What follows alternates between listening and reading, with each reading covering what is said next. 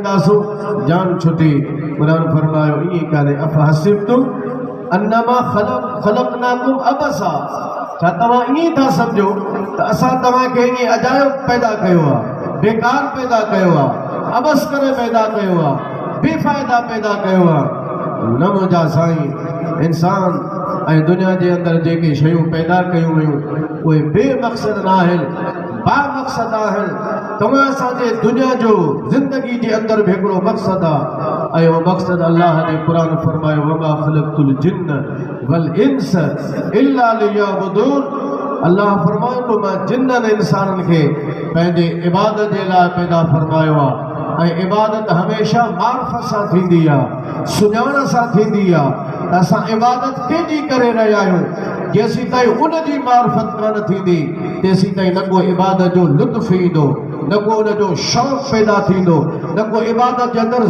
ज़ौक़ पैदा थींदो छो त एॾा इबादत जो लुत्फ़ उन जो ज़ौक़ उन जो शौक़ तॾहिं थींदो जंहिंजी तूं इबादत करीं थो उन जी पहिरियां मार्फत हासिल कर पहिरियां उन जी सुञाण हासिल कर उन खां बाद में उन जे साम्हूं तूं झुकी करे जॾहिं सजदो कंदे त पोइ इबादत जो ज़ौक़ बि ईंदो शौक़ बि थींदो त इबादत जो मज़ो बि ईंदो त लुत्फ़ बि पैदा थींदो असां माण्हू नफ़्सानी ख़्वाहिशात जे पुठियां एतिरो अॻिते हलिया वियासीं गुन थी वियासीं जो असांखे ॿिए रस्ते जी ख़बर ई नथी पवे असां ॿिए राह ते ॾिसण जे लाइ तयार ई न आहियूं ऐं दुनिया खे सॼो मक़सदु सम्झियो आहे दुनिया सभु कुझु न आहे दुनिया फ़ानी आहे केई हलिया विया केई हलंदा रहंदा कारखाने कुदरत हलियो आहे ऐं जंहिं साईं अलाह चाहींदो इहो दुनिया जो जंप पियो हलंदो भलो इंसान उहो आहे जेको वक़्त सां अॻिते जे लाइ अॻिते जे सफ़र जे लाइ वक़्त सां तयारी शुरू करे ॾे दुनिया जे रंग ऐं रंगीनी में पंहिंजे ज़िंदगीअ जे मक़सद खे माण्हू फ़ौत न करे पंहिंजे ज़िंदगीअ खे तबाह ऐं बर्बाद न करे छॾे जो सुभाणे खोड़ क़यामत जे ॾींहुं माण्हू अफ़सोस जा हथ मलींदो रहंदो पर ज़िंदगी अल्लाह हिकु दफ़ो ॾिनी आहे इहा वरी कान मिलंदी अॻिते माण्हू घणो सोचींदो काश मां दुनिया में नेक कम कया हा भलाई जा कम कया हा सुठा कम कया हा अल्लाह रसूल जे ॿुधायल रस्ते जे मथां हलां हा त अॼु मां तकलीफ़ खे मुंहुं न ॾियां हा पर चूंकि उहो वक़्तु सिर्फ़ु अफ़सोस जो हूंदो ऐं अहिड़े अफ़सोस जो हूंदो जंहिंजो को बि फ़ाइदो कोन्हे को फ़ाइदो उन अफ़सोस जो आहे जेको हिन ज़िंदगी में माण्हू कंदो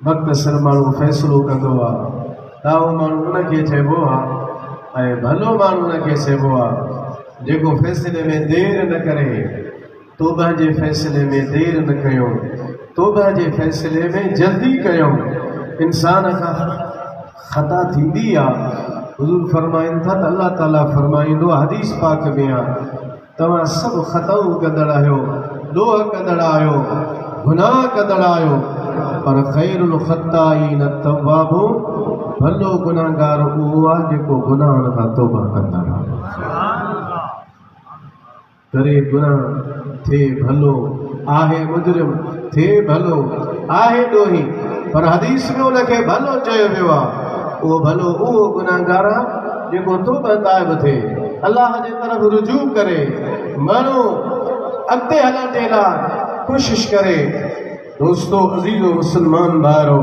त तव्हां असांजे मथां लाज़िम आहे उहो अर्ज़ु कयो त असांजो मक़सदु आहे ज़िंदगीअ जो ऐं उन ज़िंदगीअ जो मक़सदु अल्लाह जी इबादत आहे ऐं इबादत मार्फत सां थींदी आहे ऐं अल्लाह जी इबादत सिर्फ़ु कंहिं हिकु क़िस्म जे अंदरि महदूद कान्हे का इबादत चऊं मता मुमकिन आहे मां सम्झो त इबादत जो मक़सदु सिर्फ़ु इहो आहे मस्जिद में अचणु न मस्जिद में अचण बि इबादत आहे नमाज़ पढ़ण बि इबादत आहे ख़ल्क़ जी ख़िदमत करण बि इबादत आहे अल्लाह जी रज़ा हासिल करण जे लाइ मखलूक जी माण्हू ख़िदमत करे उन्हनि जे मुश्किलात खे माण्हू हल करे उन्हनि जे मुश्किलनि में माण्हू कमु अचे इहा बि ख़िदमत आहे मुजादा इबादत आहे बीमार जी इयादत करणु इहा बि उनजी इहा बि इबादत में शुमार थींदी उनजी ख़िदमत करणी आहे, उन सां तआवुन करणो आहे। लाचार माण्हू, मजबूर माण्हू,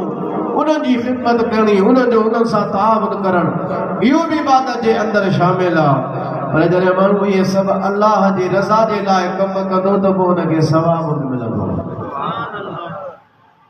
अगर अल्लाह जी रज़ा मक़सद न आहे ऐं सिर्फ़ दुनिया खे ॾेखारणु आहे त पोइ दुनिया जे ॾेखार जे लाइ कमु त थी वेंदो, पर सवाब न मिलंदो। सवाब उनजो मिलंदो जेको माण्हू अल्लाह जे रज़ा जे लाइ कंदो आहे। बुखारी शरीफ़ जो हिकु शरह आहे, उन लिखियो आहे त हज़रत आदम अलैहिस्सलाम जॾहिं दुनिया जे तख़्ते ते आया हुआ, हिकु जानवर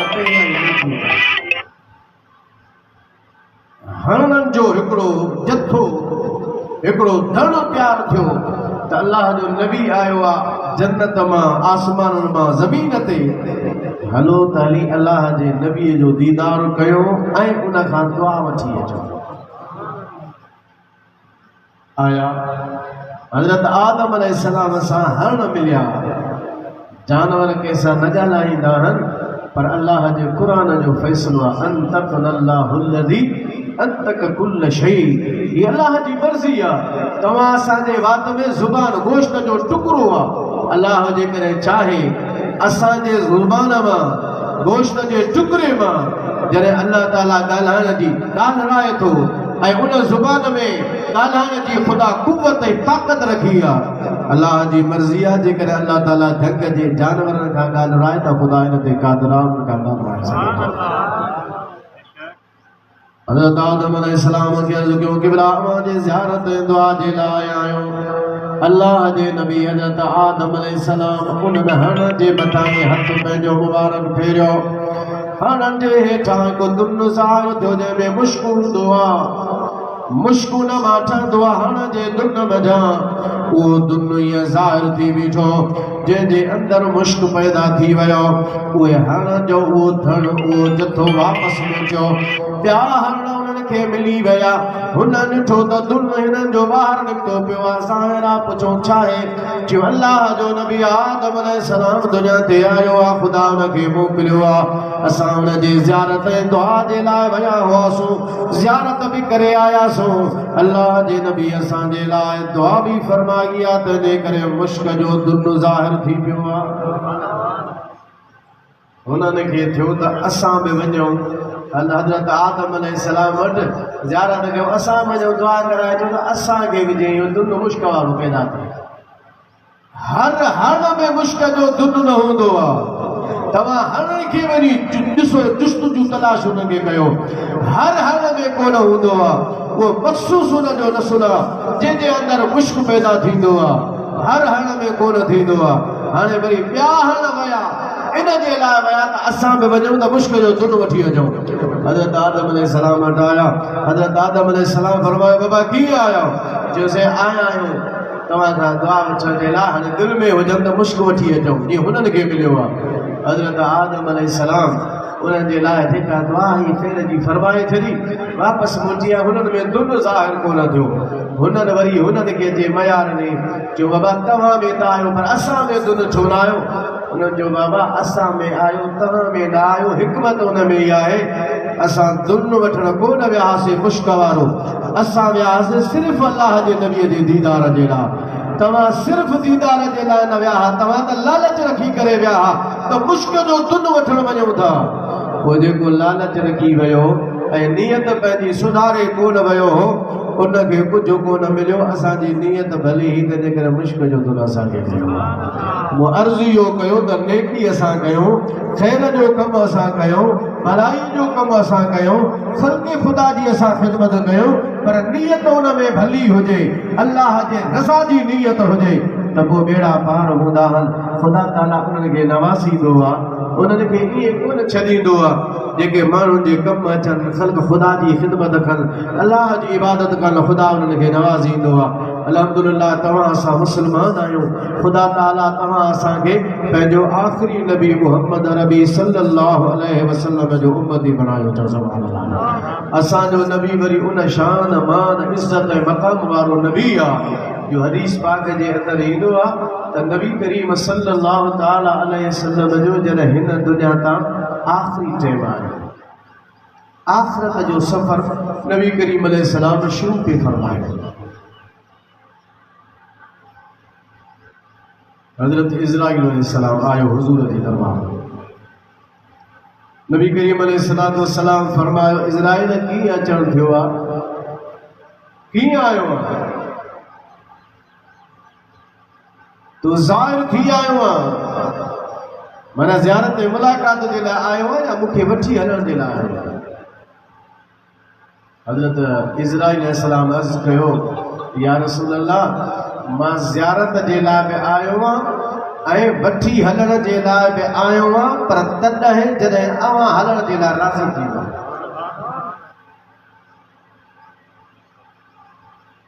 इहा शइ ज़हन में विहारियो त असांजे मौत ऐं अंबिया जे विसाल में फ़र्क़ु आहे। असांजो मौत इज़्तिरारी हूंदो आहे, माना मजबूरी आहे असांजी। असांजो इज़्तिरारी मौत आहे, चाहियूं त अचे, न चाहियूं त असांजे मथां मौत ईंदो। पर अंबिया अलैहिस्सलाम जो मौत विसाल इज़्तिरारी कोन हूंदो आहे, उहो इख़्तियारी हूंदो आहे। अल्लाह जो नबी चाहे त अॻिते जो सफ़र फरमाए, न चाहे त सफ़र न फरमाए। बुखारी शरीफ़ में रिवायत हज़रत मूसा कलीम अल्लाह जो वाक़ियो मौजूद आहे। उन मां बि इहा ॻाल्हि साबित थिए थी त अल्लाह जे नबीअ जो विसाल इख़्तियारी हूंदो आहे, इज़्तिरारी कोन हूंदो आहे। असांजे मौत ऐं नबीअ जे विसाल में फ़र्क़ु आहे, माना असांजो मरण ऐं अंबिया जो विसाल हिकु जहिड़ा न आहिनि। जॾहिं हिन दुनिया तां हलण असांजो हलण नबीअ जे हलण जहिड़ो नथो थी सघे, त पोइ वरी असां नबीअ जहिड़ा कीअं थी सघूं?